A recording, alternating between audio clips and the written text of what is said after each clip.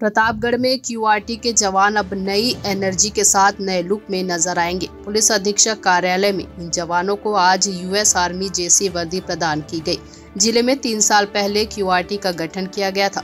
Police अधीक्षक अनिल बेनीवाल ने बताया कि किसी भी आपात स्थिति में दंगा फसाद के दौरान या चुनाव में त्वरित कार्यवाही के लिए जिले में क्यूआरटी अर्थात क्विक रिस्पांस टीम का गठन 2019 में किया गया था। इस टीम को विशेष प्रशिक्षण प्रदान किया जाता है। विषम परिस्थितियों में यह टीम अपने कार्यों को बखूबी अंजाम देती है।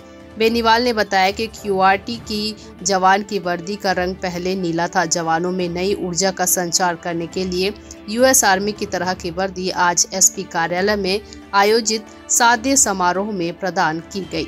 प्रतापगढ़ से दिलीप सेन की रिपोर्ट। क्यूआरटी के ड्रेस कोड के बारे में, ये क्यूआरटी है जिसकी हमने ड्रेस पैटर्न में थोड़ा चेंज किया है और यूएस आर्मी के पैटर्न पे जो चेकर्ड पैटर्न है उसके ऊपर इनकी नई वर्दी सिलाई गई है। और इसके 2 मकसद थे। एक तो जो ओल्ड वाली ड्रेस है काफ़ी पुरानी हो गई थी, और दूसरा ताकि जो हमारे क्यूआरटी के जवान हैं उनके अंदर भी एक नई एनर्जी है और नई एनर्जी के साथ अपना काम कर सकें। और इसीलिए एक सारों का यूएस चेकर्ड पैटर्न की एक नई वर्दी हमने तैयार करवा के आज सभी क्यूआरटी के जवानों को दी है, ताकि वो नई ऊर्जा और नए हौसले के साथ अपना काम करें।